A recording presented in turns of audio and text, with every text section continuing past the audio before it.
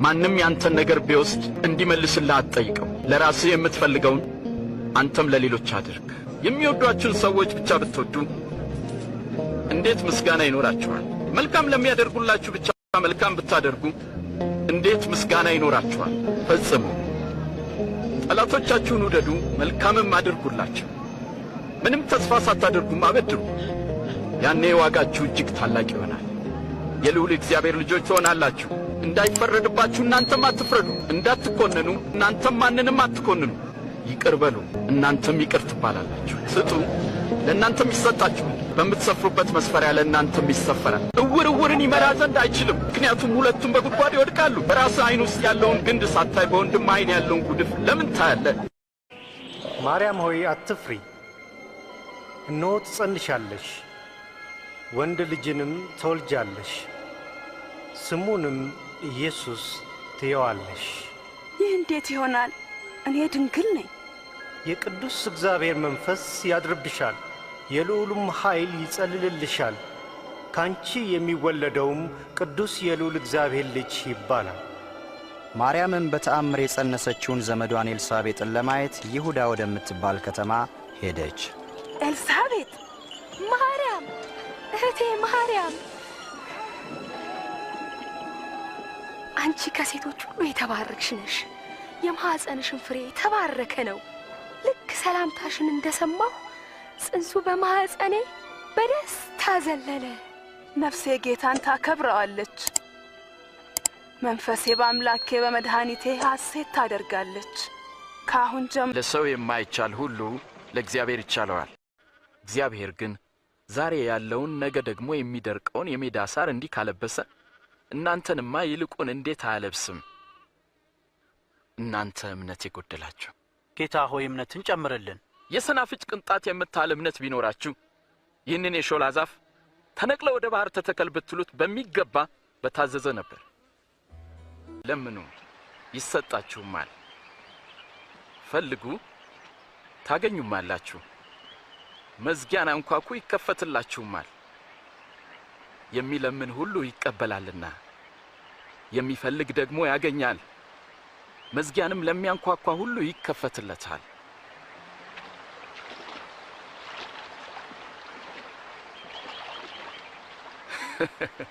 አባት ከሆናችሁ ከናንተ ከማናችሁም ልጁ አሳ ቢለምነው እባብን፣ እንቁላል ቢለምነው ጊንጥን ይሰጠዋልን? ታዲያ ክፉዎች ሆናችሁ ለልጆቻችሁ መልካም መስጠትን ካወቃችሁ በሰማይ ያለው አባት ለሚለምኑት እንዴት አብልጦ መንፈስ ቅዱስን አይሰጣቸውም?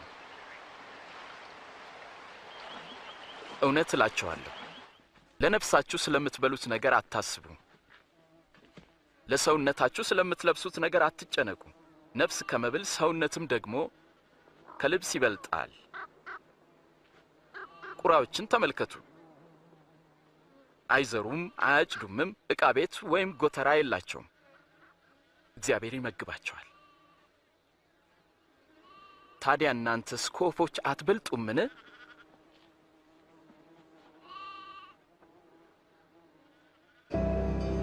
የሚረግሟችሁን መርቁ፣ ለሚበድሏችሁም ሰዎች ጸልዩ።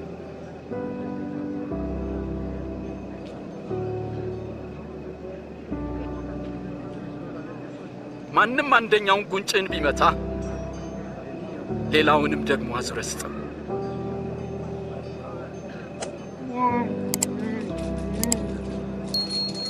መጎናጸፊያንም ለሚወስድ እጀ ጠባብህን አትከልክለው። ለሚለምን ሁሉ ቸርነትን አድርግ። ማንም ያንተን ነገር ቢወስድ እንዲመልስልህ አትጠይቀው። ለራስህ የምትፈልገውን አንተም ለሌሎች አድርግ።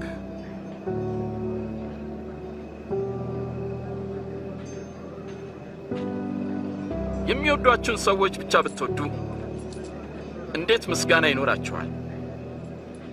ኃጢአተኞችም እንኳን የሚወዷቸውን ይወዳሉ። መልካም ለሚያደርጉላችሁ ብቻ መልካም ብታደርጉ እንዴት ምስጋና ይኖራችኋል? ኃጢአተኞችም ያደርጋሉ። እንዴት ይነካታል! እንዴት ያናግራታል! አጸያፊ ነው።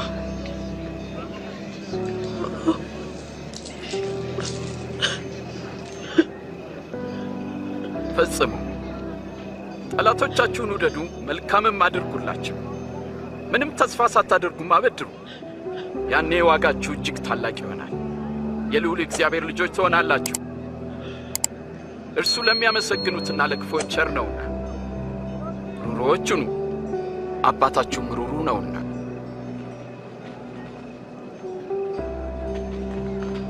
ኢየሱስ ሆይ አድነን። አንድ ሰው የወይን አትክልት ተክሎ ነበር። ለገበሬዎችም አከራይቶ ለብዙ ዘመን ወደ ሌላ አገር ሄደ። የወይኑ ማፍሪያ ወቅት በደረሰ ጊዜ ከወይኑ አትክልትና ፍሬ እንዲሰጡት አንድ ሎሌ ወደ ገበሬዎቹ ላከ። ገበሬዎቹ ግን ደበደቡት፣ ባዶውንም ሰደዱት። ስለዚህ ሌላ ሎሌ ላከ። እነርሱም ያንን ሎሌ ደበደቡት፣ አዋርደውም ወደ ጌታው ላኩት። ጨምሮም ሶስተኛውን ላከ። እነርሱም ይህን ደግሞ ክፉኛ አቆሳሰሉት። ከዚያም የወይኑ ባለቤት ምን ላድርግ? አንድ ልጄን ብልክ ይሻላል፣ ምናልባት እሱን አይተው ያፍሩታል አለ። ገበሬዎቹ አይተውት ግን እርስ በርሳቸው ተማከሩ። ወራሹ እርሱ ነውና ርስቱ ለእኛ እንዲሆን እንግደለው አሉ። ጌታ ሆይ ሌላም ንገረን።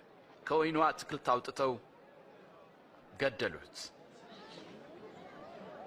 እንግዲህ የወይኑ አትክልት ጌታ ምን ያደርጋቸዋል? ገበሬዎቹን ያስወግዳል፣ የወይኑንም አትክልት ለሌሎች ይሰጣል። ራሱን ከፍ የሚያደርግ ዝቅ ይላል፣ ራሱን የሚያዋርድ ግን ከፍ ከፍ ይላል። ለመጸለይ አስበው ሁለት ሰዎች ወደ ቤተ መቅደስ ሄዱ። አንዱ ፈሪሳዊ፣ ሌላው ደግሞ ቀራጭ ነበር። ፈሪሳዊውም ተለይቶ ቆመና እንዲህ ብሎ ጸለየ። አቤቱ እንደ ሌሎች ሰዎች እንደ ቀማኞችና እንደ አመፀኞች በተለይም እንደዚህ ቀራጭም ስላላደረከኝ በጣም አመሰግናለሁ። በሳምንት 2 ጾማለሁ፣ ከማገኘውም አስራት አወጣለሁ ብሎ ጸለየ። ቀራጩ ግን በሩቅ ቆሞ አይኖቹን ወደ ሰማይ ሊያነሳ እንኳን አልወደደም። ደረቱን እየደቃ አምላኬ ሆይ እኔን ኃጢአተኛውን ማረኝ አለ። እውነት እላችኋለሁ ከፈሪሳዊው ይልቅ ይህኛው ጻድቅ ሆኖ ወደ ቤቱ ተመለሰ። ራሱን ከፍ የሚያደርግ ዝቅ ይላል፣ ራሱን የሚያዋርድ ግን ከፍ ከፍ ይላል። እስቲ ወደ ጥልቁ ባህር ፈቀቅ በል፣ ከዚያም መረቦቻችሁን ዓሣ ለማጥመድ ጣሉ።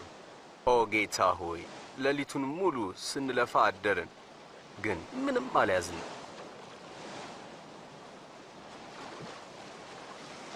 አንተ ካልክ ግን መረቡን በስምህ እጥላለሁ።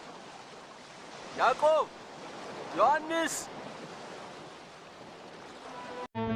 ሆሳዕና ለወልደ ዳዊት፣ ሆሳዕና